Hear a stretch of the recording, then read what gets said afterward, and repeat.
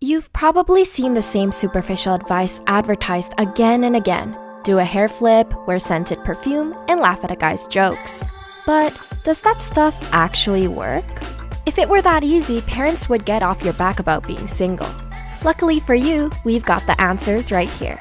Before we begin, make sure to click subscribe for more from TheTalko. And if you want to learn about psychological tricks that work on girls, be sure to check out our friends at Psych2Go. Here are 7 psychological tricks that work on guys. 1. Make the first move. Ask him out already. There's a history of men courting women, but come on, it's the 21st century. A 2011 survey conducted by Dr. Michael Mills on 87 male students showed that more men prefer to be asked out by women than the other way around. There was a 10% difference showing that, more often than not, men like it when you're upfront about your feelings. It's so much better to project love than be elusive. 2. Don't take first impressions so seriously. Have you ever been on a first date that was so nerve-wracking you still can't believe you survived it? During those tense moments, we'd do anything for a good laugh or a breath of fresh air.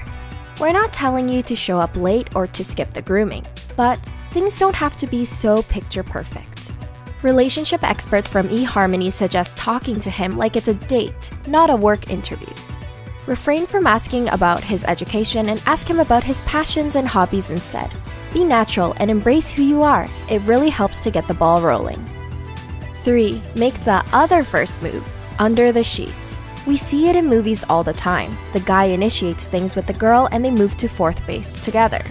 However, sex expert Tracy Cox says that 72% of men and women are sick of the status quo.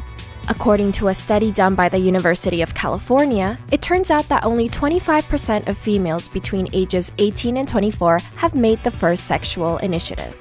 And yet, research consistently shows that the more frequently either partner initiates lovemaking, the more satisfied they feel in the relationship. 4. Look into his past and share your story too. We're not asking you to be a psychic, but everyone has a story, and reading that story acts as a gateway to his heart. Don't be afraid to ask questions and share some of your secrets too, as this promotes vulnerability. Relationship expert Andre Moore says that vulnerability is a strong component towards attraction. When women can inspire their counterpart to explore their deep feelings, it makes them feel safe without worrying about judgment. Learn about the setbacks he faced, what sparked his passions, and the relationship he has with others. Gradually, he'll start to open up and you'll earn his trust slowly. 5. Know what their love map looks like. Psychologists believe that we all have our own personal love maps. A love map is a subconscious list of our unmet needs. It helps to find out what they need, so don't be afraid to have an open conversation about this to understand what you can provide for them.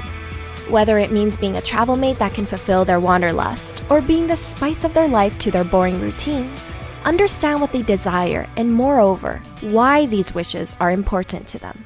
6. It's okay to be different. No one wants to date themselves. That's why we learn more about ourselves when we get into relationships.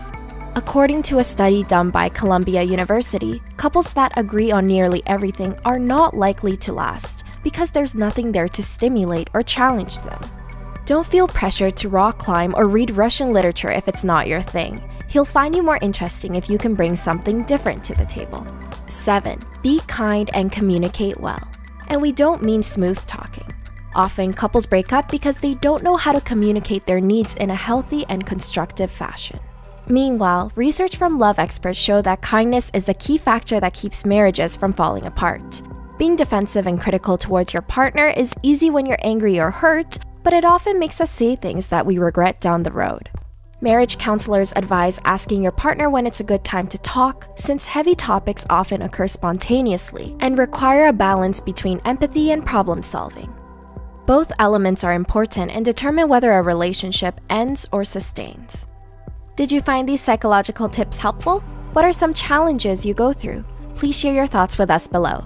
To learn more about psychological tricks that work on girls, please visit Psych2Go to watch their video. Thanks for watching, and we'll see you next time!